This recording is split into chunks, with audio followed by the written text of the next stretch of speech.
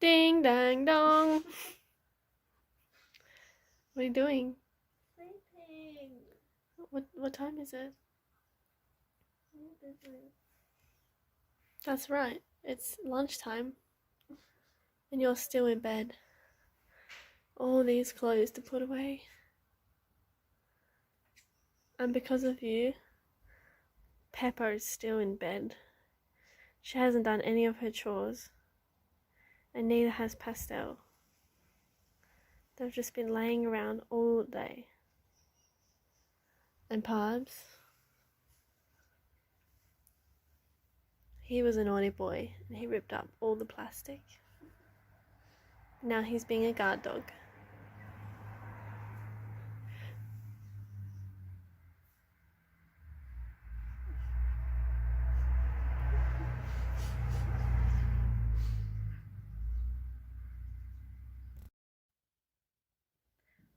Welcome to episode 2 of Elle's World. Did we land on that? The Elle's World? I thought we did. This is Parbs. This is Pepper. Say hello, Pepper. Hey, Pepper. Hey. Oh, how was your day? Good. How was your day? Good. You can tell them what we did today. We had our first appointment with a counsellor to start our process. Explain it, Bella. So we saw the counsellor, which is our requirement, and then in 6 months' time, we have to see the same counsellor again. Sorry, I'm bouncing my leg. See the same counsellor again, and that's our cooling off period, and then we'll be able to proceed with our insemination. And now we get to go on the donor program and choose our donor. Now we have to pay $600. Yeah. Was it at $600 well spent? $590, but was it worth $600? Yeah, it was. Of course it was. No, I mean it's worth it to us, but like, geez, $600. We just changed positions. The dogs were being a pain. So, at first I felt like they were being a little, like we were on trial, but then she ended up being like really, really supportive. And yeah, they asked us kind of what we would tell the child about being a donor child. What else did they really ask us about? Like, first they asked us, what are you going to do when your kid asks you questions like, why have I got 2 moms? Or where's my dad? And we were just like, for one, like, yeah, they're always going to know that they're a donor child, and plan on buying all the lesbian mom, donor child books you could imagine. So I think that would really help that conversation. And then they asked, like, what's important to us when choosing a donor? Which was nothing. We said we don't really care because I've got like green eyes and lighter hair. Well, I did when I was a kid, and Elle's got dark hair and dark eyes. So because we're having the same donor for both of our children, hopefully, if we can, unlikely that we won't. So we don't really mind because, yeah. It's not the most important thing. So she said like a donor can, because we're going to have a few different vials from the same donor, a donor can withdraw their consent after our first pregnancy, but it like rarely ever happens. Like she's never seen it happen, and I feel like she's seen some shit. Is it her elderly appearance or yes, grey hair? I don't know. Yeah, it still doesn't feel like we've started the process yet, because maybe it's because we keep doing all our appointments at home. No, I feel psyched. I feel like we're totally on our way. In 3 months from now, we have to do some blood tests and ultrasounds or something, whatever, x-ray, just to make sure my uterus is tip-top shape, ready to bear some child. birth some children. And And then we have another counselling session. Then we go back and see the fertility doctor. So November 6th, that's going to be, hopefully, exactly. And we can get it right on the dot. And then it should be all good. What else did she ask us? How are you going to feel about the child that's not your genetic child? And I feel like we have so many plans to make sure that bonding happens. No, she asked us how we're going to bond with them. Yeah. No, but we were like, we would, I don't know, what do we say? Do the bottle feeding. So it's not just one of us feeding. Yeah. We're both taking time off. We're both going to work part-time when they're little, so I don't think it'll be really an issue. After birth, we're going to... Magic. Yeah, go on. After the birth, we were going to do like a...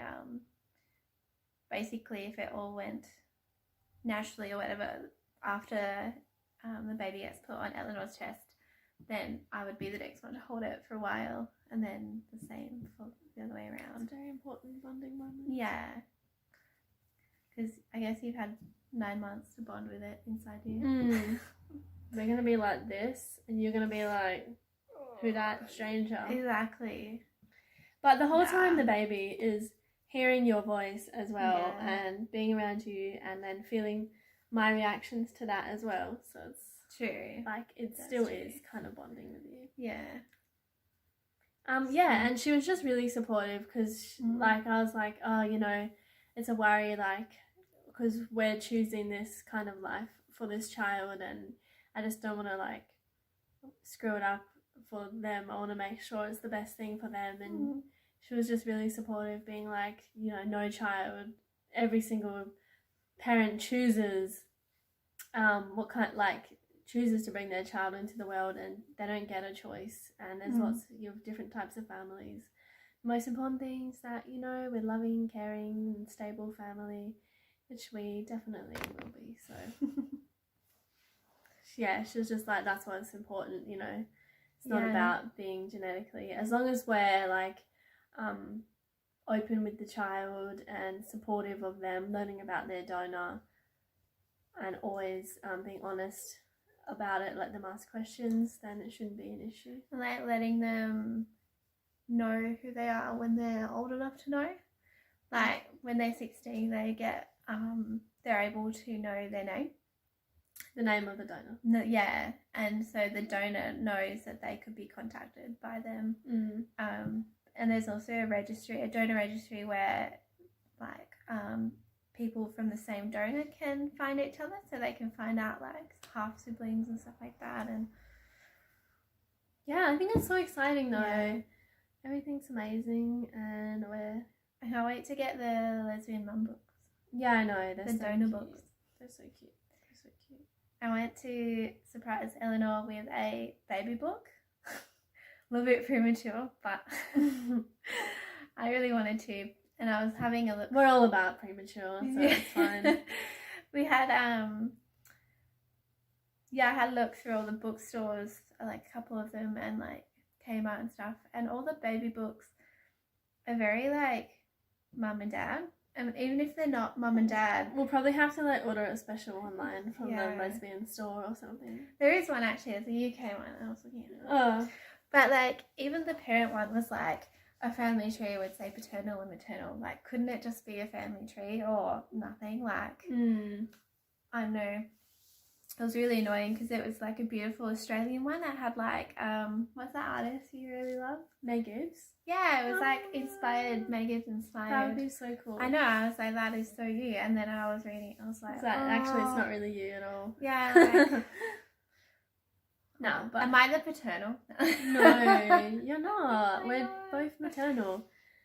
It's just me giving birth this time, and then you're going to be giving birth next time. So we plan on doing it like a year apart, but who knows? We'll probably get our baby and then we'll be like, fuck this. And then... we'll like run out of money. We can't decide as well, like whether we should like tell some people, or if we just want it to be like fully surprising, like our parents, because it'll be around Christmas, hopefully.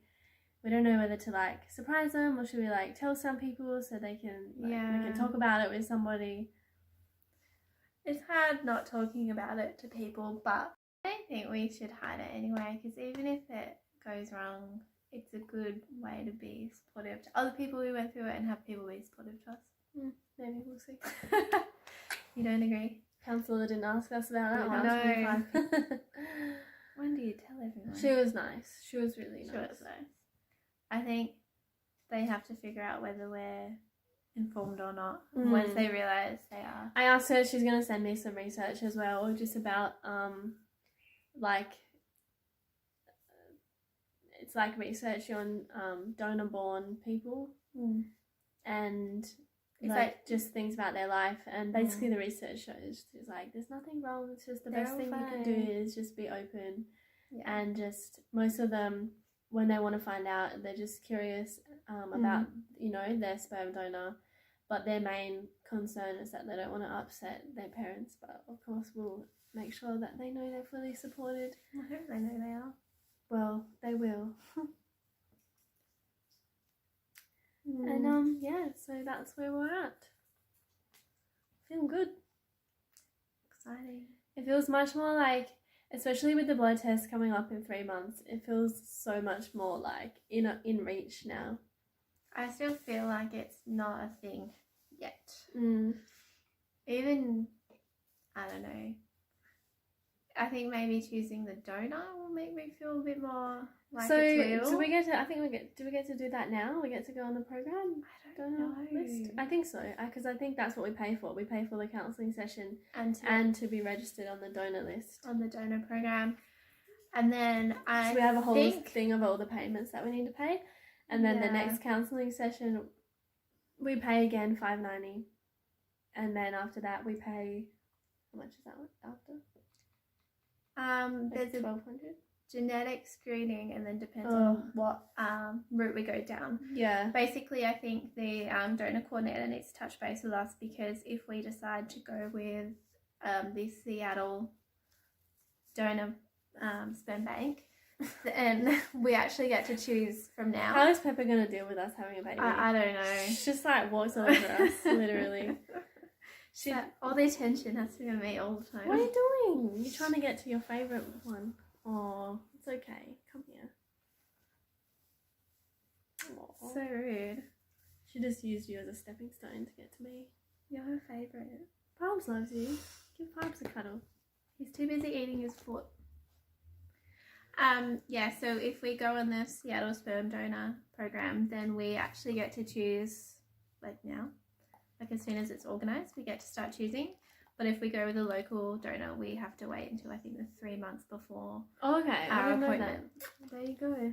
Yeah. I mean, it doesn't really matter anyway. Elle wants them to be tall, but I don't really care. I just don't want them, like, if we have a Are you just worried our height, they're going to be really short? Not necessarily. We're already having girls, so it's fine. We don't know. Obviously. We're not going to pay for that kind of genetic testing. No. Yeah, see what happens. We've kind of got some names on the table. We've got a girl name and a boy name. Should we tell? I don't know. Should we tell? Should we say what it starts with? No. Okay, so here's the thing, right? We really like the name like Eloise and like Elliot. But we're already Eleanor and Elle, and like we just can't do that. Like it would just be so lame.